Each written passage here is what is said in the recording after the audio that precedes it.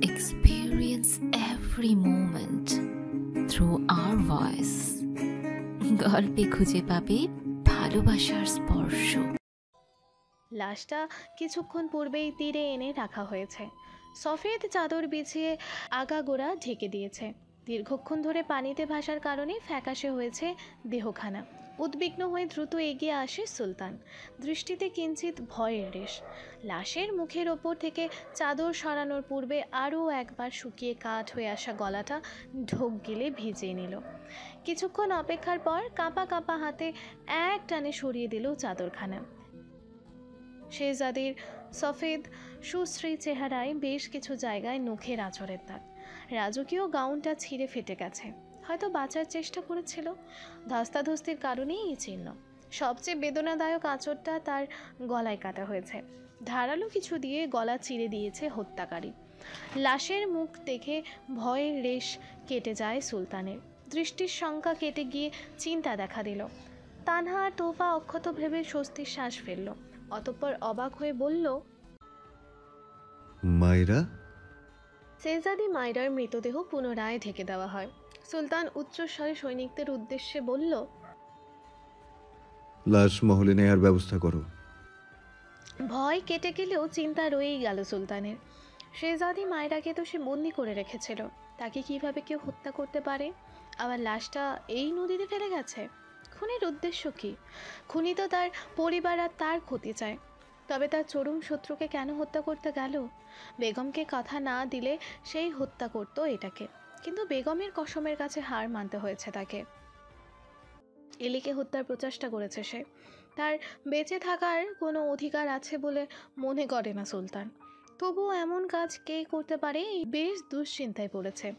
গুপ্ত শত্রু নয় তো, কিন্তু মায়েরাকে হত্যা করে তার কী লাভ, কী উদ্দেশ্য? লাশ তুলে নেওয়ার পূর্বেই ঝুঁকে আসে সুলতান।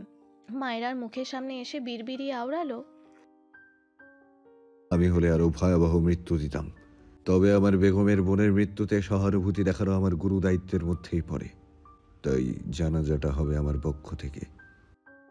লাশ নিয়ে মহলে পৌঁছাতেই গুপ্তচর বার্তা নিয়ে আসে। সৈনিক উচ্চস্বরে জানালো, মহামান্য সুলতানের জন্য বার্তা এসেছে। কিছুক্ষণের মধ্যেই বার্তা বাহক এসে মাথা নুইয়ে জানালো, শেহজাদির তোহফা এবং শেহজাদি তানহা গন্তব্য পৌঁছে গেছেন, সুস্থ আছেন তারা, চিন্তার কোনো কারণ নেই। স্বস্তির শ্বাস ছাড়ল সুলতান। যাক, ওরা ভালো আছে। কিছুক্ষণের জন্য চিন্তিত হয়ে পড়েছিল সে। তবে আরেকটা বিষয়, এলি এখনো অবগত নয় মায়রার মৃত্যুর ব্যাপারে। তাকে ওষুধ খাইয়ে ঘুম পাড়িয়ে রাখা হয়েছে, কিন্তু যখন উঠে জানতে পারবে তখন তার প্রতিক্রিয়া কেমন হবে? কষ্ট পাবে, নাকি ভুল বুঝবে তাকে? কেননা শেষবার মায়রাকে যেদিকে দেখা গিয়েছিল সেদিন সে তাকে শাস্তি দিতে হুঁশিয়ারি দিয়েছিল এলির সামনে। শুধুমাত্র এলির কারণে বেঁচে গিয়েছিল মায়রা। আজ যদি এলি তাকেই সন্দেহ করে এই মৃত্যুর কারণ হিসেবে? উত্তরীয় সাম্রাজ্যে খবর নিয়ে গেছে সৈনিক, মায়রার মৃত্যুর খবর। মহলের কেউই খুব একটা শোকাহত নয়, শুধু গুটি কয়েক সেবক সেবিকা আফসোস করে বলছে, আরে এই বয়সে মারা গেল, এত ধন সম্পদ থাকতেও বাঁচতে পারলো না। বেগমের ঘুম ভাঙল কেবলমাত্র। চোখ মেলতেই মহলের কঠিন শোরগোল কানে এলো। কর্ণগহ্বর ঝলসে যাবার উপক্রম। হঠাৎ শোরগোলের কারণ উপলব্ধি করতে না পেরে ভ্রুজোড়া কুঁচকে এলো। বিস্মিত কণ্ঠে আওড়ালো, আবার কি হয়েছে? গুটি গুটি পায়ে উঠে বসল। ঘুমানোর পূর্বেই সেবিকা তাকে যেই শরবত পান করতে দিয়েছিল সেই পাত্রটা এখনো পালঙ্কের পাশেই রয়েছে। খালি পাত্রের তলানিতে সামান্য কিছুটা শরবত লেগেছিল, যা এ সময় ভয়ানক নীল বর্ণ ধারণ করেছে। বিষের এ কঠিন বর্ণ নজর এড়িয়ে গেল বেগমের। সেবিকা তাকে নিজ হাতে শরবতের নামে বিষ এনে দেবে তা সে কল্পনাও করতে পারে না হয়তো। শোরগোলের কারণ খুঁজতে দ্রুত উঠে দাঁড়াতে নিলে মাথাটা কেমন ঘুরে উঠল। তাল হারিয়ে পড়ে যেতে গিয়েও কোনো মতে পালং চেপে ধরে নিজেকে সামলে নিল। অতঃপর ধীরে সুস্থে কামরা ত্যাগ করে যত এগোচ্ছে ততই শোরগোল বৃদ্ধি পাচ্ছে। ক্রমশ কৌতূহল বাড়ছে, হয়েছেটা কি? এভাবে সকলে শোরগোল করছে কেন? কয়েক কদম এগিয়ে যেতেই মহলের প্রধান দ্বারের সম্মুখে একটি খাটিয়া নজরে এলো। ধক করে উঠল হৃদয়। কার কি হয়েছে? আতঙ্কিত হয়ে চতুর্দিক পর্যবেক্ষণ করে কোথাও সুলতানের দেখা পেল না। পিপাসার্থ পাখির ন্যায় নজর শুধু সুলতানকেই খুঁজছে। দৃষ্টিতে শঙ্কা, ভয়ার্থ গলায় নরম স্বরে ডাকলো, সুলতান, সুলতান। আরও কিছু দূর যেতে নজর কাড়ল কাফনে জড়ানো একটি লাশ, তার বোনের লাশ। তার ছোট্ট বোনের নিথর দেহ মুড়িয়ে রাখা হয়েছে সফেদ কাপড়ে, মুখটা খোলা। ওদিকে দাফনের ব্যবস্থা করা হচ্ছে। মনটা কেমন নিস্তেজ হয়ে শুয়ে আছে, শান্তির ঘুম ঘুমিয়ে আছে। টলকে ওঠে বেগমের পা দুটো, কাপা কাপা স্বরে ডাকলো, মায়েরা, চোখ খোল, কি হয়েছে তোর? চোখ খুলছে না মায়েরা। বোন যত বড় ক্ষতি করুক, যত বড় শত্রুই হোক না কেন, বোনের মায়া ত্যাগ করা দায়। তাই তো বেগম জ্ঞান হারিয়ে অসার দেহ লুটিয়ে পড়ল মেঝেতে। নিভু নিভু দৃষ্টি জোড়া আবছা চিত্র তুলে ধরল। অদূরে ছুটে আসছে সুলতান, উদ্বিগ্ন হয়ে বারংবার ডাকছে, এলি, এলি। মায়েরাকে দাফনের জন্য মহলের নিজস্ব কবরস্থানে নিয়ে যাওয়া হচ্ছে। সুলতান মাহতাব সহ মহলের প্রতিটা পুরুষ সেখানে উপস্থিত। নারীরা যথারীতি প্রধান ফটকের ভেতর থেকে লোহার শিক গলিয়ে অদূরের খাটিয়ার দিকে চেয়ে রইল। কবরস্থানে নারীদের যাবার অনুমতি নেই। উত্তরীয় সাম্রাজ্য থেকে মায়েরার পিতা মাতাও চলে এসেছে সৈন্য সমেত। তবে মৃত্যুর অনেক সময় পেরিয়ে যাওয়ার আর পানিতে ভাসমান থাকায় লাশের অবস্থা খুব ভালো নয়। তাই লাশ উত্তরীয় সাম্রাজ্যে নেওয়ার সাহস করল না কেউই। এখানেই দাফনের সিদ্ধান্ত নেওয়া হয়েছে। সুলতান ইহসান অশ্রুসিক্ত নয়নে নিজ কন্যার দাফনে অংশগ্রহণ করছেন। সেখানে উপস্থিত আছেন সুলতানের পিতা শাহজিলও। চতুর্দিকে কেমন শোক শোক রব। বিশাল কবরস্থানের রাজকীয় দ্বার খুলে সকলে যখন খাটিয়া নিয়ে ভেতরে প্রবেশ করছে, জানাজার ব্যবস্থা শুরু হয়েছে, তখনই আকস্মাৎ ঘন কালো নিকষ মেঘে ছেয়ে যায় গগন। শোক প্রকাশে উদ্বিগ্ন হলো রামান সাম্রাজ্যের আকাশ বাতাস। অসময়ের ঝোড়ো হাওয়ায় এলোমেলো হচ্ছে সব কিছু। পোষা করেছে ঊর্ধ্ব গগনে। প্রকৃতি নারাজ, কিন্তু কেন? এ কেমন খেল দেখাচ্ছে প্রকৃতি? ভ্রু কুচকালো সুলতান, বিড়বিড়িয়ে অকপথে বলল, প্রকৃতি শোকাহত, সে একজন অপরাধী ছিল। প্রত্যুত্তরে কেউ যেন গায়েবী স্বরে কপট রাগ দেখিয়ে আওড়ালো, নিষ্ঠুর সুলতান, সে তোমার আত্মীয়, তোমার মেহমান। শুধুমাত্র নিজের বেগমকে বাঁচাতে কারোর মৃত্যুতে খুশি হচ্ছ তুমি? এই তোমার মানবতা? কোথায় তোমার মনুষ্যত্ব? অপরাধীর কোনো ক্ষমা নেই আমার নিকট। শক্ত কঠিন উত্তর সুলতানের। চোয়ালদয় শক্ত হলো মায়েরার কুকর্ম মনে করে।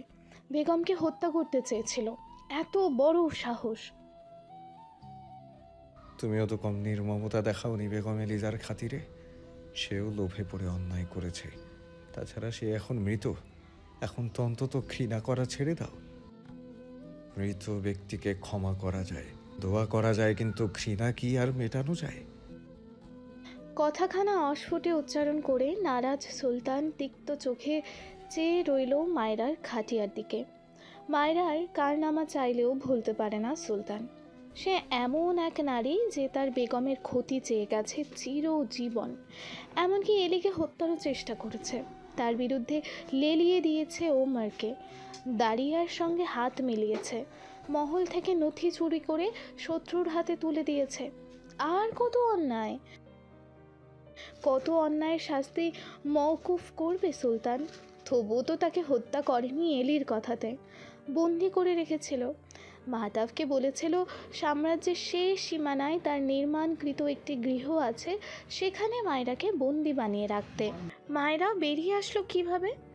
আর তাকে হত্যা করলো কে, কোন উদ্দেশ্যে? তার চেয়ে বড় কথা, মায়রা বন্দিশালা থেকে মুক্ত হলো কিভাবে? এমনকি মাহতাব মায়রার লাশ নদী থেকে ওঠানোর সময়ও সেখানে উপস্থিত ছিল না। এর উত্তর সে মাহতাবের থেকে নেবে মহলে ফিরে। কি আশ্চর্য! আজ এই সুখের দিনেও মাহতাব সকলের অগোচরে কবরস্থান ছেড়ে বেরিয়ে এলো। দ্বারের বাইরে থেকে সরু চোখে তাকালো মায়রার খাটিয়ার দিকে, অধর বাঁকিয়ে তাচ্ছিল্য হাসল। সুলতানের অনুমতির তোয়াক্কা না করে হাঁটা দিল মহলের উদ্দেশ্যে। পার্শ্ব সাম্রাজ্য দেখে সুলতান ফিরে আসার পর থেকেই মাহতাবের এই ধৃষ্টতা। সুলতানের আশেপাশে তাকে খুব কমই দেখা যায় এখন, যখন যেখানে ইচ্ছা চলে যায়, কারোর অনুমতির অপেক্ষা করে না সে। গটগট পায়ে জানাজা ছেড়ে চলে যায় মাহতাব। সৈনিকেরা কয়েকজন লক্ষ্য করলেও প্রশ্ন তুলবে কে? সাহস কোথায় এত? অচেতন বেগমকে কামরায় শুইয়ে রেখে গেছে সুলতান। এই দুর্বল অবস্থায় বেগম পুনরায় মায়েরার জন্য কান্নাকাটি করে নিজের শরীরের অবস্থা আরও খারাপ করুক, তা সে চায় না। তাই বেগম জেগে ওঠার পূর্বেই দাফনের প্রয়াস। অথচ সে জানতেও পারল না তার অনুগত সেবিকা বেগমকে বিষ মিশ্রিত শরবত পান করতে দিয়েছিল। সেবিকা বড্ড চাতুরতার পরিচয় দিয়েছে বটে। সকলে যখন মায়েরাকে নিয়ে ব্যস্ত, তখনই আস্তে করে পাত্র তুলে নিয়েছে বেগমের কামরা থেকে। তবে প্রশ্ন তো থেকেই যায়, সেবিকা কার হুকুমে করেছে এসব? কে মারতে চায় বেগমকে? নিভু নিভু চোখে পল্লব মেলল বেগম। পালং ছেড়ে মাথা তুলতেই দুর্বলতা অনুভব করলো। পাশ ফিরে পুনরায় শরীর এলিয়ে দেয় পালংকে। আফসোস হলো নিজের প্রতি। আবারও কবে পূর্বের ন্যায় শক্তি সামর্থ্য ফিরে পাবে? কবে এই দুর্বলতা কাটিয়ে উঠবে? ঘোর কাটতে মস্তিষ্ক সজাগ হলো। স্মৃতিতে হানা দিল মায়েরার মৃতদেহ, মায়েরার গলায় আঁকা গভীর ক্ষতচিহ্ন, বেগমের অশ্রুসিক্ত দুই নয়ন বোনের শোকে দুঃখ কষ্টে জর্জরিত হলো। ডুকরে কেঁদে উঠল হৃদয় আঙিনা।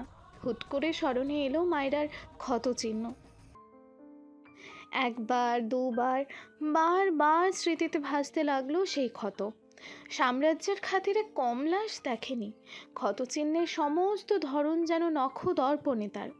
হত্যাকারী বাম হাতে তলোয়ার চালিয়েছে, এতে কোনো সন্দেহ নেই। দ্রুত কামরা থেকে বেরিয়ে এলো মায়েরার খোঁজে, মায়েরাকে এক পলক দেখার আশায়। অথচ তার সমস্ত আশা ধূলিসাৎ হলো যখন শুনল মায়েরাকে দাফনের জন্য নিয়ে যাওয়া হয়েছে বেশ খানিকটা আগেই।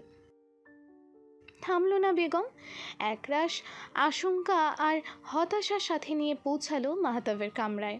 দ্বারে কারাঘাত করে দুর্বল কণ্ঠে ডাকল, মাহতাব। ভেসে এলো মাহতাবের গম্ভীর পুরুষালী কণ্ঠ। আসুন। দ্বার ঠেলে ভেতরে এসে বেগম তড়িৎ প্রশ্ন ছুড়ে দিল, কে তুমি? পালঙ্কে বসে আনমনে জাইনাবকে নিয়ে ভাবছিল মাহতাব। হঠাৎ বেগমের এ হেন প্রশ্নে চকিতে ফিরল। অবাক হয়ে শুধালো, কি বলছেন সুলতানা? আমি মাহতাব, আপনি চিনতে পারছেন না আমাকে? আমি তোমার নাম জানতে চাইনি জালিম, তোমার আসল পরিচয় জানতে চেয়েছি। মৃদু চিৎকার করলো বেগম। রাগে থরথর করে কাঁপছে সে। নয়ন তখনও নোনা জলে ভেজা, কণ্ঠ ধরে আসছে। মাহতাব হতভম্ব স্বরে শুধালো, আমার পরিচয় মানে? তোমার পরিচয় মানে তোমার পিতামাতা। তোমার নিজের অস্তিত্ব কোথায় এই মহল ছাড়া? মাহতাব উৎসুক চোখে তাকালো বেগমের দিকে। ভ্রু কুচকে কয়েক পল কেবল চেয়েই রইল। বেগম পুনরায় রাগে ধ্যান জ্ঞান ভুলে ক্ষিপ্ত হয়ে বলল, মায়েরাকে কেন হত্যা করেছো? মায়েরাকে আমি কেন হত্যা করতে যাব? আপনি ভুল ভাবছেন সুলতানা। আমার মনে হয় আপনার বিশ্রাম প্রয়োজন। বলতে বলতে কয়েক পা এগিয়ে আসলো মাহতাব। হাত বাড়িয়ে থামিয়ে দিল বেগম। দাঁড়াও, খবরদার আমার কাছে আসবে না। আপন সেজে অনেক ধোঁয়াশায় রেখেছো এতদিন, আর নয়। এবার তো নিজেকে প্রকাশ করো। আপনার কোথাও ভুল হচ্ছে। ভুল এতদিন হয়েছে তোমাকে বিশ্বাস করে। এই সাম্রাজ্যে একমাত্র তুমিই আছো যার বাম হাতের ডান হাতের তুলনায় বল বেশি। বাম হাতের তলোয়ার তুমিই চালাও, সে কথা সকলেই জানে। আর মায়েরার ক্ষত স্পষ্ট বলে দিচ্ছে, শক্তিশালী কেউ বাম হাতের তলোয়ার চালিয়েছে। এই কাজ তুমি ছাড়া আর কে করবে বলো? কেন মেরেছো আমার বোনকে? আর কি অজুহাত দেখাবে? নিজ স্থানে ঠাঁই দাঁড়িয়ে রইল মাহতাব। কয়েক মুহূর্ত নির্বাক নিষ্প্রাণ দৃষ্টিতে স্তব্ধ হয়ে দাঁড়িয়ে থাকল। বেগমের কঠিন অথচ যন্ত্রণায় জর্জরিত মুখের দিকে চেয়ে হঠাৎই অধর বাঁকালো। মেকি হাসল। তীক্ষ্ণ হলো ওই চোখের চাহনি। রামান সাম্রাজ্যের সাহসী বীর যেন শয়তানের আদলে আবির্ভূত হলো এক নিমেষে। মস্তক বাঁকিয়ে তাচ্ছিল্য করে বলল, জেনে গেছে গুপ্ত শত্রুকে ধরে ফেলেছে সম্রাটকে। বেগমের নির্বিকার ভঙ্গিমা পর্যবেক্ষণ করে কর্কশ শব্দে হেসে উঠল শব্দ করে। নির্মম নিষ্ঠুর সেই হাসি। হাসতে হাসতে ঢলে পড়ার জোগাড়, পেটে খিল ধরবে যেন হাসতে হাসতেই। আচমকা হাসি থামিয়ে চোয়ালদয় কঠিন করে তুলল। নির্দয় স্বরে দৃষ্টি শক্ত করে বলল, দেরি করে ফেলেছিস তুই। মাহতাব! বিস্ময় স্বর আটকে আসছে বেগমের। সে তো শুধু মায়রার খুনের কথা জানতে চেয়েছিল, অথচ মাহতাব কি বলল? গুপ্ত শত্রু? মাহতাব নিজেই সেই শত্রু যার তালাশ এতদিন ধরে করা হচ্ছে। মহলের ভেতর শত্রু নিয়ে এতদিন কিনা তারা শত্রু তালাশ করে বেরিয়েছে। ধীরে ধীরে ভাসতে লাগলো সেই সব স্মৃতি যেগুলোকে তারা অতি সহজেই বিশ্বাসের দরুন উপেক্ষা করে গেছে। হাফসার থেকে উদ্ধার করা সেই চিঠি, সকলে যখন লেখনি দিচ্ছিল, মাহতাব সেদিন বাম হাত ছেড়ে ডান হাত দিয়ে লিখেছিল। পার্শ্ব সাম্রাজ্যে যখন তাদের উপর আক্রমণ হয়েছিল, তখনও মাহতাবই জানতো তারা ওখানে একা আছে। কারাগারের চাবি মাহতাবের নিকট থাকায় সহজেই কারাগারে ঢুকে ফয়েজ আর হাফসাকে হত্যা করতে পেরেছে। কেন এতদিন এইসব লক্ষ্য করলো না বেগম? অতি বিশ্বাস আজ তাদের ধ্বংস বয়ে আনলো। মাধব পুনরায় রুক্ষ কণ্ঠে জাহির করল, হ্যাঁ, আমি সে যাকে তোরা এতদিন ধরে খুঁজে যাচ্ছিস। কত বোকা তোরা! কতদিনে বিশ্বাস করেছিল আমাকে? মায়ের ব্যাপার যখন জেনে গিয়েছিস, তখন আর ভনিতা করে লাভ নেই। অনেক বর্ষ অপেক্ষা করেছে আমি, এখন সময় এসছে নিজের উদ্দেশ্য পূরণ করবার। বিস্ময় বাকরুদ্ধ বেগম। এত বড় বিশ্বাসঘাতকতা! পুরো শরীর অবশ হলো এই কঠিন সত্যের মুখোমুখি হয়ে। মাহতাব আবারও বলল, কতবার তোদের মারার চেষ্টা করেছে, কিন্তু খোদা তোদের কি ভাগ্য দিয়েছে! সালাম সেই ভাগ্যে, বারবার বেঁচে গেছিস। আরে মায়েরা তোকে হত্যার পরিকল্পনা একা করেনি, তার সাথে আমিও ছিলাম। আমি তাকে ইন্ধন জুগিয়েছে তোকে হত্যা করে সাম্রাজ্য দখল করতে। ওই বোকা মেয়েটা আমার সমস্ত পরিকল্পনায় পানি ঢেলে দিয়েছে। আর ফয়েজ, ও হ্যাঁ, ফয়েজের কথা তো বলাই হয়নি, ওকেও আমিই হত্যা করেছি। ফয়েজ বারবার সুলতানকে বলতে চেয়েছে, কিন্তু বেচারা দুর্ভাগ্য, সে সময় সুলতানের সাথে আছার মতো লেগে থাকতাম আমি। অবশেষে সুযোগ বুঝে শেষ করে দিয়েছে। তোফাকে মারতে চেয়েছিলাম, তবে তোর মেয়েটা ভারী মিষ্টি। বারবার কি আদরে স্বরে চাচ্ছ বলে ডাকে, তাই মায়া জন্মে গেল, ছেড়ে দিলাম। আর হাফসার মৃত্যু তো অবধারিত ছিল। মাহিরাকে কেন মারলে তুমি? ওকে তো মরতেই হতো একদিন। আমার সমস্ত রহস্য জানতো যে তোর বোন, সে সেখানে তোদেরকে জানিয়ে দিতে চাইল সবকিছু। প্রতারণা করতে চেয়েছিল আমার সাথে, তাই মেরে দিয়েছে। আগের হত্যাগুলো পূর্ব পরিকল্পনা অনুযায়ী ডান হাত দিয়ে করলেও মায়ের বেলায় রাগ নিয়ন্ত্রণ করতে পারিনি আমি। ফলস্বরূপ বাম হাতে তলোয়ার চালিয়ে ধরা পড়ে গেলাম তোর নিকট। যাই বলিস, চালাক আছিস তুই। নতুন সাম্রাজ্ঞী কিভাবে চালাকি করে সুলতানের মৃত্যু ঘোষণা করলে, পার্শ্ব সাম্রাজ্যে লুকিয়ে বাঁচিয়ে দিলে ওকে। ওকে তো আজ হোক কাল হোক মরতেই হবে। তুই খুব ভালোবাসিস নিজের স্বামীকে। আজ তোর মৃত্যুর পর কে বাঁচাবে তোর স্বামীকে? সে তো জানেও না আমি তার সবচেয়ে বড় শত্রু। তোকে মারার পরিকল্পনা অবশ্য বাদ দিয়েছিলাম জুই মহলে আসার পরে। সে যে বড্ড ভালোবাসে তোকে, খুব কষ্ট পাবে তোর মৃত্যুতে। যাকে আমি সামলে নেব। বুবু, বুবুর প্রতি ভালোবাসাও কি মিথ্যে ছিল মাহতাব? কি নিখুঁত অভিনেতা তুমি! না, ভুল ভাবছিস সাম্রাজ্ঞী। জুইকে আমি ভালোবাসি। আমার জীবন, আমার প্রতিশোধ সবকিছুর ঊর্ধ্বে গিয়ে ভালোবাসি তাকে। আমার গোটা জীবন যখন মিথ্যার বেড়াটা ছিল আবদ্ধ, তখন সেখানে একটাই সত্যি ছিল, তা হলো জুই, আমার জুই। জানি না ওই সাহায্যটা কবে কিভাবে ওর মনে স্থান করে নিল, তবে নিয়তি ওকে শহীদ করে বাঁচিয়ে দিল আমার হাত থেকে। কিসের প্রতিশোধ? সুলতান কি ক্ষতি করেছে তোমার? কেন মারতে চাও আমাদের? সুলতান শাহজাহান লোকটা তোকে খুব ভালোবাসে। বেগমকে কিভাবে ভালোবাসতে হয় সেটা তার থেকে শেখা উচিত। কিন্তু আমার সাথে যে অন্যায় করেছে ওর পিতামাতা, তার জন্য তোকে মরতেই হবে। প্রতিশোধের গল্প শুনবে? আমার অনাথ হবার গল্প? নিষ্প্রাণ দৃষ্টিতে অপলক চেয়ে আছে বেগম। এত সত্য হজম করা ছাড়তেখানি কথা নয়, তবুও মুখিয়ে রইল প্রতিশোধের কারণ জানতে। যুদ্ধ করার মতো অবস্থা তার শরীরে নেই এখন। দুর্বল শরীর, একটা তলোয়ার হয়তো দুবারের বেশি নাড়াতে পারবে না। কথার জালে আটকে আচমকা আক্রমণ করে বসল মাহতাব। নিজের পাগড়ি দিয়ে চেপে ধরল বেগমের মুখ। মুখ বেঁধে দিয়ে কোনো রকম নড়াচড়ার সুযোগ না দিয়ে টেনে খুলে নিল বেগমের হিজাব।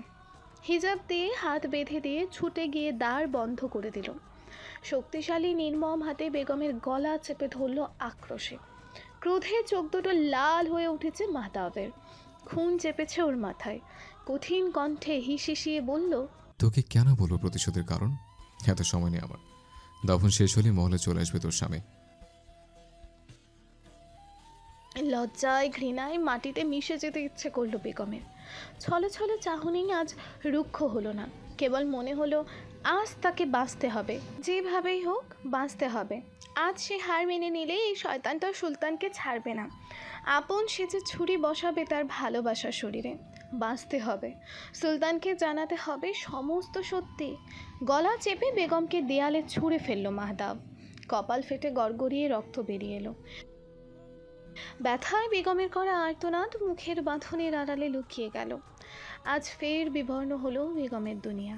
প্রকৃতি বুঝি সে সময় বিদ্রুপ করে সুলতানকে জানান দিল, প্রকৃতির এই নিকষিত রূপ, এই শোক ওই অপরাধী মায়েরার জন্য নয় সুলতান, তোমার বেগমের পবিত্র সত্তার যন্ত্রণায় প্রকৃতি আজ নাখোশ। মাহতাব পুনরায় নির্দয় হাতে বেগমের চুলের মুঠি চেপে ধরল, টেনে উঠিয়ে বসালো। যন্ত্রণায় চোখ বন্ধ করে নিল বেগম। তাকে কষ্ট পেতে দেখে ক্রূর হাসে মাহতাব। আরও কষ্ট দিতে বেগমের নরম চোয়াল বলিষ্ঠ হাতে ঠেসে ধরল। শয়তানি হেসে বলল, মৃত্যুর পূর্বে আরেকটা কথা জেনে যায়, আমি শুধু ফয়েজ, হাফসার মায়েরাকে হত্যা করেছি এখন পর্যন্ত। কিন্তু বাগানের ওই ক্ষতবিক্ষত সৈনিকের লাশ কিভাবে এসছে আমি জানি না। ওদের বিভৎসভাবে কে মেরেছে তাও জানি না। আর তোরা সবগুলো খুনের দায় আমার উপর দিয়ে বসে আছিস। আমি কেন লাশ খুবলে খেতে যাব? থু। ধারালো নখ দেবে ক্ষত সৃষ্টি হলো বেগমের অধর কোণে। রক্ত দেখে শান্তি পেল মাহতাব। হাতে আরও বল প্রয়োগ করে ভেঙে দিতে চাইল নরম চোয়াল। অন্য হাতে চুলের মুঠি ধরে টেনে উঠিয়ে সজোরে থাপ্পড় মেরে বসল। কি নির্মম! বেগমের সুন্দর গালে 5 আঙুলের ছাপ স্পষ্ট। অঝরে অশ্রু গড়িয়ে পড়ল দু চোখ বেয়ে। দুর্বল বেগম নিতে পারল না এমন কঠিন অত্যাচার। বাঁধনের আড়ালে অস্ফুটে আওড়ালো, আল্লাহ, আর যে সহ্য হয় না। নিষ্ঠুর মাহতাব অধর ছড়িয়ে হাসে বেগমের কষ্টে। বিদ্রুপ স্বরে বলল, ইস, সুলতান দেখলে শোকেই মরে যাবে। তখনই আবারও তাকে ছুঁড়ে ফেলল মেঝেতে। 2 বাহু শক্ত করে পেছনে মুচড়ে ধরল বাঁধন সহ, এতটাই জোরে যেন হাত দুটো ভেঙে গুড়িয়ে যায়। যন্ত্রণায় 2 চোখে অন্ধকার দেখল বেগম। মস্তিষ্ক মন দুটোই যেন আর্তনাদ করে বলল, সুলতান, আসুন সুলতান। এই শয়তান যে আমাকে হত্যা করতে সক্ষম, আপনাকেও হত্যা করবে। কে জানাবে আপনাকে ওর নিষ্ঠুর সত্যি? সুলতানকে ডাকছিস মনে মনে? ডাক ডাক, বেশি করে ডাক তোর সুলতানকে। বড্ড বার বেড়েছিলে তুই। তোর কারণে বারবার সুলতানকে মারতে ব্যর্থ হয়েছে আমি। বিচক্ষণ নারী, আর তোকে সুযোগ দেব না, জুইয়ের খাতিরও নয়। বলতে বলতে আকস্মাৎ পালং থেকে বালিশ এনে বেগমের মুখের ওপর চেপে ধরল। সর্বশক্তি দিয়ে বেগমের শ্বাস রোধ করতে করতে কর্কশ কণ্ঠে বলল, এভাবে না মারলেও চলে, তুই তো এমনি মরবে। বিষের প্রভাব তার দুর্বল শরীর নিতে পারবে না। তোর শরবতে আমি যে বিষ মিশিয়েছিলাম তা তোর সেবিকাও জানতো না। বিষের প্রভাব ধীরে ধীরে শুরু হয়, তাই বেঁচে আছিস এখনো। কিন্তু ঝুঁকি নিতে চাই না আমি, তাই বিষের কাজ আগেই করে দিচ্ছে। মৃত্যুসম কষ্টে শরীর এলিয়ে দিয়েছিল বেগম। একথা শুনতে আকস্মাৎ সে ছটফট করে উঠল কাটা মুরগির মতো। মাহতাবের হাত থেকে ছাড়া পেতে পা দিয়ে এলো পাথারি লাথি দিতে লাগলো মেঝেতে। চোখ বড় বড় করে ডানে বামে মস্তক ঝাঁকিয়ে কিছু একটা বলার চেষ্টা করছে। বাঁধনের আড়াল থেকে কেবল গো গো শব্দ বেরোলো। ছাড়লো না মাহতাব, আরও শক্ত করে বালিশ ঠেসে ধরল। বেগমের শেষ সময়েও সে বলতে চাইল, ওই শরবত আমি খাইনি, বুবু খেয়েছে। বাঁচাও আমার বুবুকে, নয়তো নয়তো তোমার ভালোবাসা আজ আমার সাথে খাটিয়ায় উঠবে। মায়েরার দাফন সম্পন্ন করে সকলে ফিরে এসেছে মহলে। সুলতান ইহসান মহলের এক কোণে উদাস হয়ে বসে আছেন, অথচ সে জানতেও পারলেন না তার অন্য কন্যাও মৃত্যুর খুব নিকটে পৌঁছে গেছে। শোক যেন পাল্লা দিয়ে ভারী হয় তার। মহলের কোনো এক বন্ধ কামরায় তার বড় কন্যা মৃত্যুর প্রহর গুনছে। মার্জিয়া সুলতান আহজারি করে কান্না করছে মেয়ের শোকে। অন্যান্যদের অবশ্য তেমন মাথা ব্যথা নেই, তবুও ওয়াসিফা সুলতান আর পাশে বসে সান্ত্বনা দেবার চেষ্টা করছে। সুলতান শাহসেল সঙ্গ দিচ্ছে সুলতান ইহসানকে। হাজার হলেও তারা তার মহলের মেহমান, তার নিকটাত্মীয়। অন্যদিকে সকলের আড়ালে নিজেকে কামরায় লুকিয়ে রাখা আব্দুর রহমানের মনটাও আজ বিচলিত। তার দুই কন্যাই যে শেষ নিঃশ্বাস নিচ্ছে, সেখানে পিতা হয়ে কীভাবে অনুভব করবে না সেই কঠিন ব্যথা। সুলতান মহলে ফিরে বেগমের দেখা পেতে ব্যাকুল হলো। কামরায় না পেয়ে দ্বারের সৈনিকদের শুধালো, তোমার সম্রাজ্ঞী কোথায়? উনি তো কামরা থেকে বেশ কিছুক্ষণ আগেই বেরিয়ে গেছেন, আর ফিরে আসেননি। বেরিয়ে গেছে? অসুস্থ শরীর নিয়ে আবার কোথায় যাবে এই সময়? খানিক চিন্তিত হলো সুলতান। খুঁজতে খুঁজতে মহলের মাঝখানে বিশাল গোলাকার স্থানটাতে এসে পৌঁছালো। না, এখানেও নেই। এখানে সকলেই আছে, শুধু এলি নেই। অবাক হয়ে আওড়ালো, তানহা তোহফাও মহলে নেই, তাহলে কোথায় গেছে এলি? জাজনাবের কামরায়? একজন নারীর কামরায় যাওয়াটা শোভনীয় মনে হলো না, তাই তো আগে মাহতাবের সাথে জরুরি আলোচনাটা সেরে নিতে চাইল। মাহতাবের কামরায় এসেও আর এক বিপত্তি, কামরা ভেতর থেকে বদ্ধ। দ্বারে কোনো সৈনিকও নেই যে শুধাবে। মাহতাব নিজ কামরার সম্মুখে সৈনিক নিযুক্ত করা পছন্দ করেনি কোনো দিনই। সেই যে কয়েক বর্ষ পূর্বে মাহতাব সৈনিক হয়ে এই সাম্রাজ্যে এলো, তারপর বহুবার নিজের বীরত্বের পরিচয় দিয়ে সৈনিক প্রধানও হলো, তবে কখনোই নিজ প্রয়োজনে এই মহলের কোনো কিছু ব্যবহার করতে চায়নি সে। সব সময় নিজের উপার্জিত অর্থই ব্যয় করেছে। কাঠের ভারী রাজকীয় কারুকার্য খচিত দ্বারের ওপার থেকে কোনো শব্দ বাইরে আসাও দায়। অতঃপর বাধ্য হয়েই ডাকলো, মাহতাব। কিছুক্ষণ বাদেও উত্তর না পেয়ে পুনরায় ডাকলো, মাহতাব। কক্ষের ভেতরের দৃশ্য বড়ই নির্মম। হাত মুখ বাঁধা অবস্থায় মেঝেতে পড়ে ছটফট করছে বেগম। মুখে 5 আঙুলের কাল শিটে দাগ, চুলগুলো এলোমেলো অগোছালো, সুন্দর মুখাবয়বে অশ্রুর ঝর্ণাধারা, কপালে শুকনো রক্ত, সুন্দর ঠোঁটের কোণ কাটাছেঁড়া, গলায় চোয়ালে চেপে ধরার নিষ্ঠুর ছাপ। সেই কি নির্মমতা, বাঁচতে চাওয়ার কত আকুলতা। আর তার বুবু তো কোনো অপরাধ করেনি, তবুও কি তারই কারণে আজ অকারণে প্রাণ হারাতে হবে সেই মায়ের আদলে পড়া মায়াবী রমণীকে? বেগমের 2 চোখের আকাশ পরিমাণ অসহায়ত্ব যেন বারংবার শতবার হাহাকার করে বলে যাচ্ছে, বাঁচাও আমার বুবুকে, আমার প্রাণের বিনিময়ে হলেও বাঁচাও তাকে।